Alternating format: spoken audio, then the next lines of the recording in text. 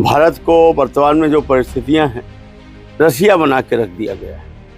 जैसे रूस में, चाइना में, ज़्यादातर रूस में पुतिन की सरकार में जो विरोध में बोल दे, कोई 40 साल से जेल में बंद है, कोई 20 साल से बंद है, किसी पे को फांसी दी जा रही है, किसी पे हत्या हो रही है। वो वातावरण लगभग देश पे आके इस कगार पे आकर देश खड़ा हुआ है। कोई एक काम बता दो, 1 करोड़ रुपए का कोई एक काम बता दो जो इन्होंने अपने दम पर केंद्र सरकार से लाया।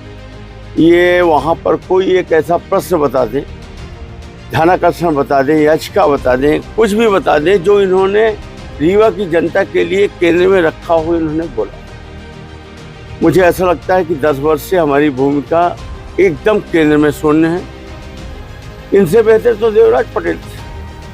कम से कम वो कुछ तो अपना कर लेते थे, किसी का तो कुछ काम करते थे, ऐसा लगता था जनता का प्रतिनिधि। ये बहुत सारे हैं। अपने ज़िले के लिए जो भी मुझसे बनेगा मैं पूरे प्रयास करूंगी। खास तौर पे मुद्दा ये है कि रोजगार यहाँ पर मिलना चाहिए। जो हमारे यहाँ के युवा पढ़े लिखे लोग घूम रहे हैं, माननीय राजेंद्र शुक्ला जी 3-4 बार से मंत्री रहे, ऊर्जा मंत्री रहे, स्वास्थ्य मंत्री हैं अभी, पहले भी वो उद्योग मंत्री रहे। चाहते तो कोई उद्योग यहाँ खुलवा सकते थे। हमारे यहाँ के बच्चे जो भटक रहे हैं उनको रोजगार मिल जाता। गुड़ में प्लांट भी डलवाया तो बाहर के लोग काम कर रहे हैं। अरे अपने यहाँ के जब युवा पढ़े लिखे घूम रहे हैं उनको रोजगार दिलवा देते। तो इन सब चीजों में मेरा फोकस रहेगा कि जो भी मुझसे बनेगा तो मैं करने का प्रयास करूंगी। राम मंदिर भी एक मुद्दा रहेगा। हाँ, राम मंदिर मुद्दा ना कहिए, क्योंकि वो भगवान का मंदिर है। अब इसको वो बीजेपी वाले मुद्दा बना रहे हैं, तो इसमें जनता तो खुद ही समझदार है, और भगवान को बीच में रख के ये करना ये ठीक नहीं है।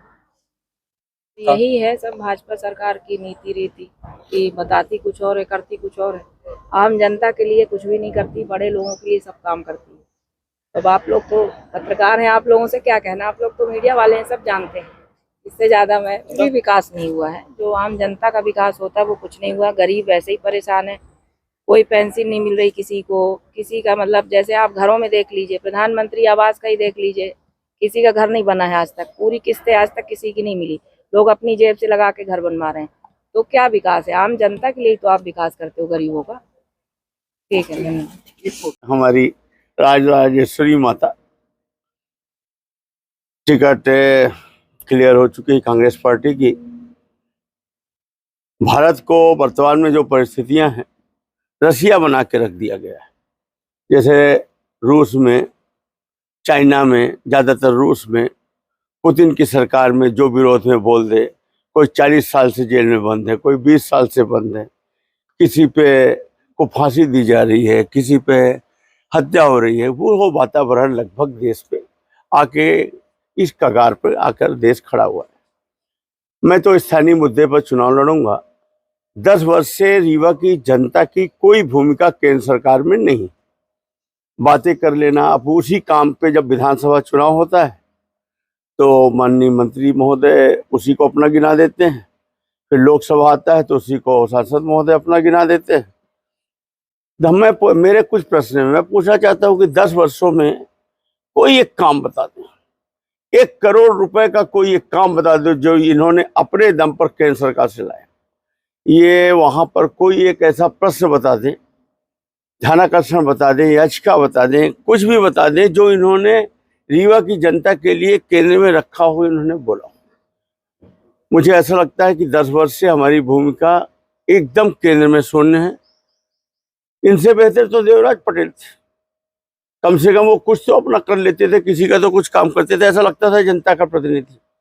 यहाँ तो कहने को तो कार्यकर्ता आधारित पार्टी है भारतीय जनता पार्टी, पर मुझे नहीं लगता जो 25 वर्ष से जो कार्यकर्ता, बड़े बड़े कार्यकर्ता जिन्होंने उम्मीद में अपना जीवन खपा दिया, तो उनका कब नंबर आएगा? जब जेब के ही व्यक्ति को बार बार मौका मिलेगा तो फिर कहेगी कार्यकर्ता आधारित पार्टी। यहाँ पर भारतीय जनता पार्टी हमारे माननीय मंत्री महोदय की प्राइवेट लिमिटेड कंपनी जैसी एक पार्टी हो गई है और वही उसको चला रहे हैं। बाकी निर्वाचित विधायक वगैरह हैं और भी बड़े बड़े कार्यकर्ता हैं जिनका अस्तित्व लगभग गौण हो गया है, उनको कोई अवसर नहीं मिल रहा है। और ये खैर उनका इंटरनल मैटर है, लेकिन मेरा ये कहना है कि रीवा की जनता ने अगर इन्हें चुना है तो ये बताएं ना कि हमने रीवा के लिए क्या किया, एक तरफ है, और दूसरी तरफ 10 वर्ष में हमने पाया तो कुछ नहीं, खो जरूर दिया बहुत कुछ। बहुत सारी बातें हैं करप्शन को लेकर, सांसद निधि को लेकर। तो आज 1 बजे प्रेस कॉन्फ्रेंस होगी तो मैं विस्तार से अपनी बातों को वहां। रीवा की 8 विधानसभा सीटों में एक ही विधानसभा सीट जीत हुई है, वो है आपकी। तो क्या रणनीति रहेगी कि इधर से सांसदी भी आपके या झोली में गिरेगी? कांग्रेस पार्टी के हम संगठन के दम पर चुनाव लड़ेंगे। हम बिल्कुल मूल, हमारे जो जिला अध्यक्ष जी हैं माननीय राजेंद्र शर्मा जी, वो हमारे इस चुनाव को संचालित करेंगे। और हमारा संगठन का बीएलए बूथ का कार्यकर्ता से लेकर मंडल ब्लॉक तक का, सेक्टर का कार्यकर्ता, यहाँ तक हम इन्हीं के माध्यम से, और जो हमारे प्रत्याशी रहे हैं विधायक के, भले वो हार गए हों कुछ मतों से, लेकिन उन्हीं के उसी स्ट्रक्चर पे हम काम करेंगे और निश्चित रूप से हमें सफलता मिलेगी। ज़्यादा अंतर नहीं था विधानसभा चुनाव में, कुल 1,10,000 वोट का अंतर था टोटल में। हम इस बार इस वोट को बढ़ाएंगे क्योंकि हर किसी की इच्छा है कि बदलाव हो। वर्तमान सांसद जी को कोई भी वोट नहीं देना चाह रहा। हाँ, अगर ये टिकट बदल दिए होते, कोई नए प्रत्याशी को होते, तो लोगों का वो गुस्सा कम हो जाता, और जो इनके ऊपर भ्रष्टाचार के आरोप है उससे भी ये बच निकलते कि भाई उनको बदल दिया। पर आज ये घिर चुके हैं।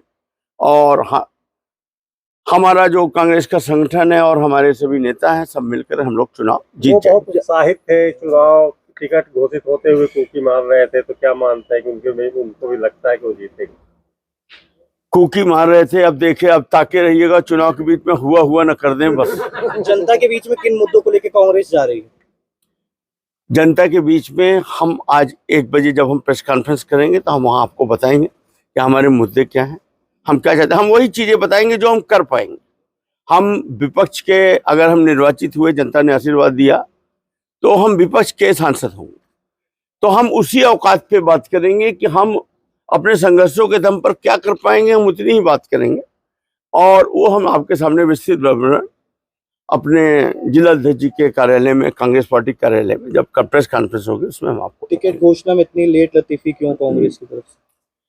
देखिए, पूरे देश में इनकी तो देखिए सरकार है 2 वर्ष से, और इनके सब निर्वाचित ज्यादातर सांसद ही हैं, आप भी समझ रहे हो, और इनको वही बार बार वही रिपीट कर देना है, इक्का दुक्का इनको चेंज करना है, तो इन्हें तो कुछ सोचना है नहीं, तो इनका तो सब रेडीमेड आप ही खुद भी समझ रहे हैं। लेकिन हमारी वो परिस्थिति नहीं थी, हमें तो नए ढंग से चीज़ों को चयन करना था हमारे नेताओं को, तो स्वाभाविक है, पर इतना भी लेट नहीं है जैसा माहौल बना।